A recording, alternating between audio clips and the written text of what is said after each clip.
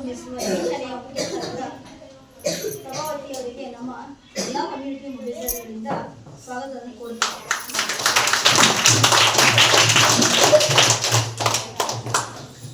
ಹಾಗೂ ಈ ಕಾರ್ಯಕ್ರಮಕ್ಕೆ ಸಹ ಶಿಕ್ಷಕರು ಆಗಮಿಸಿದ್ರಿಂದ ಅವರಿಗೂ ಸಹ ನಮ್ಮ ಎಲ್ಲ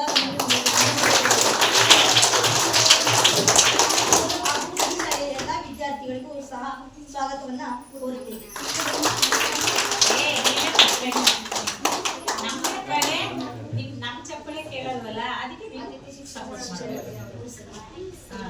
ಈ ಕಾರ್ಯಕ್ರಮ ಈ ಶಾಲೆಯ ಅತಿಥಿ ಶಿಕ್ಷಕರಾಗಿ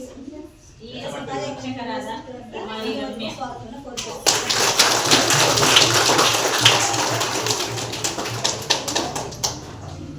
ನಮ್ಮ ಕಾರ್ಯಕ್ರಮವನ್ನು ಮುಂದುವರಿಸಿದರೆ ಸಹಿತ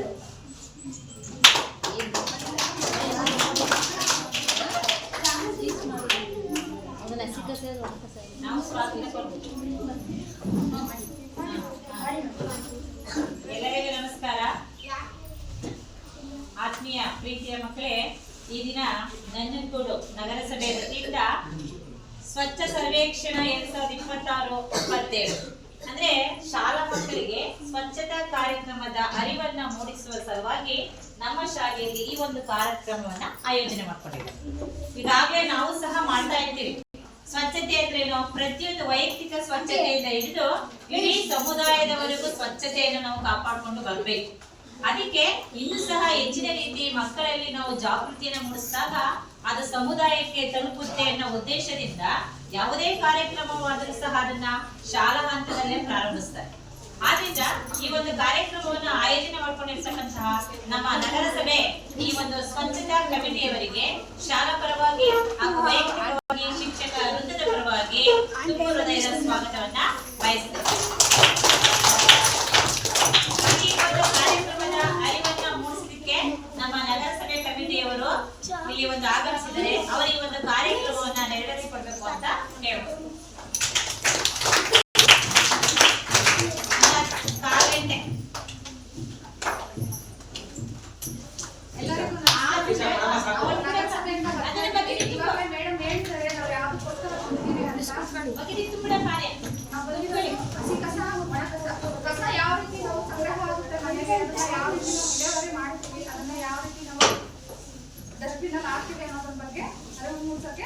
ಹಸಿ ಕಸ ಯಾವುದು, ಒಣ ಕಸ ಯಾವುದು ಅಂತ ತಿಳಿಸೋದಕ್ಕೋಸ್ಕರ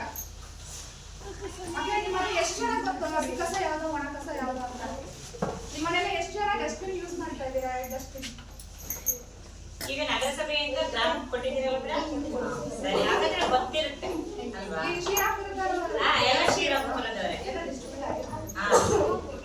ಎಲ್ಲರಿಗೂ ಗೊತ್ತಿರುತ್ತೆ ಹಸಿ ಕಸ ಯಾವುದು, ಒಣ ಕಸ ಯಾವುದು ಅಂತ. ನಿಮ್ಗೆ 4ನೇ ತರಗತಿಯಲ್ಲಿ ಪರಿಸರ ಅಧ್ಯಯನ ಇರುತ್ತೆ. ಕ್ಲಾಸ್ ಟೀಚರ್ಸ್ ಎಲ್ಲ ನಿಮ್ಗೆ ತಿಳಿಸಿರ್ತಾರೆ. 4 ಮತ್ತು 5 2ನೇ ತರಗತಿವರೆಗೂ ಇದೆ. ನಾವು ಹೇಳ್ತಾ ಇದ್ದೀವಿ ಹಸಿ ಕಸ ಒಣ ಕಸದ ಬಗ್ಗೆ ವಿಂಗಡಣೆ ಬಗ್ಗೆ ವಿವರವಾಗಿ ನಮ್ಮ ಸರಿತಾ ಅವರು ತಿಳಿಸ್ಕೊಡ್ತಾರೆ. ಮಕ್ಕಳೇ, ಈಗ ಹಸಿ ಕಸ ಅಂದ್ರೆ ಯಾವುದು ಗೊತ್ತಾ?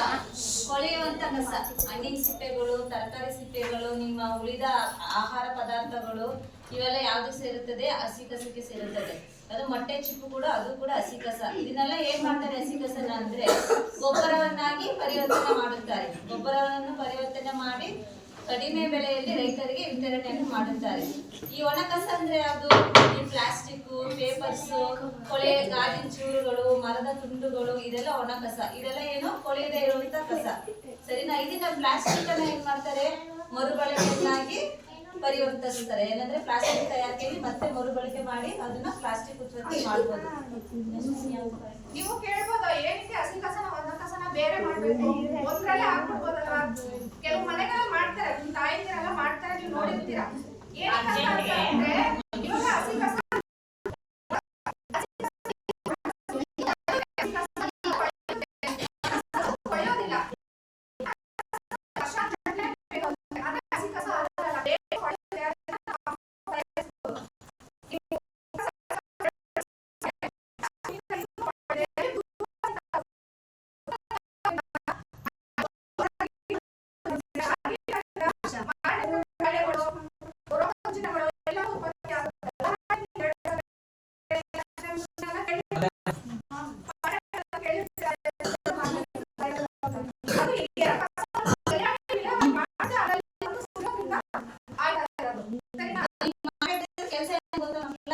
ಈಗ ನಿಮ್ಮ ಮನೆ ಮುಂದೆ ಗಾಡಿ ಇರುತ್ತಲ್ವ, ನಗರಸಭೆ ಗಾಡಿ, ಗಾಡಿಗೆ ಎಕ್ಸಾಮ್ ಗಾಡಿ ಮೇಲಿಂದ ಈ ರೋಡ್ ಸೈಡ್ ಚರಂಡಿಗಳಲ್ಲಿ ಕಾಲುವೆಗಳಲ್ಲಿ ಆದ್ರೆ ಏನಾಗುತ್ತೆ, ಯಜ್ಞಗಳು ಕ್ರಿಮಿಕೀಟಗಳೆಲ್ಲ ಉತ್ಪತ್ತಿಯಾಗಿ ನಮಗೆ ರೋಗ ರುಜಿನಗಳು ಬರುತ್ತೆ.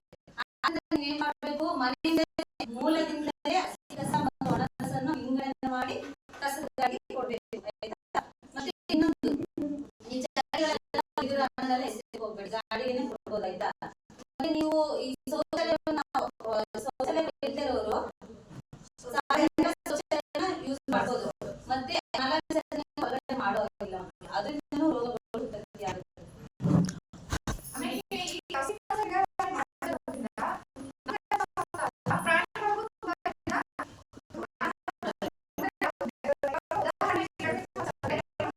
ಬೀದಿ ಪಾಯಿಂಟ್ ಅಲ್ಲಿ ಹಸಿ ಕಸ ಪ್ಲಾಸ್ಟಿಕ್ ಕವರ್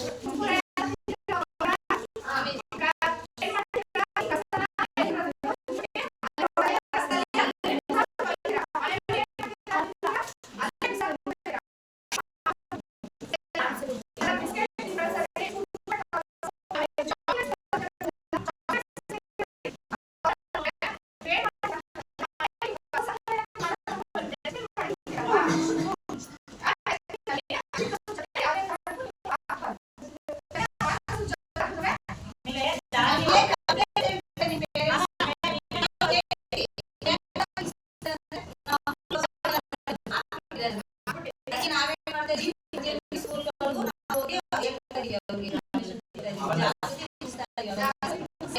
ನೀವು ಮನೆಯಲ್ಲಿ ಅರ್ಥ ಮಾಡ್ಕೊಳ್ಳಿ, ಹಸಿ ಕಸದಲ್ಲಿ ಪ್ಲಾಸ್ಟಿಕ್ ಎಲ್ಲ ಹಾಕ್ಬೇಡಿ. ಆಮೇಲೆ ದಾರಿ ಹೋಗ್ಬೇಕಾದ್ರೆ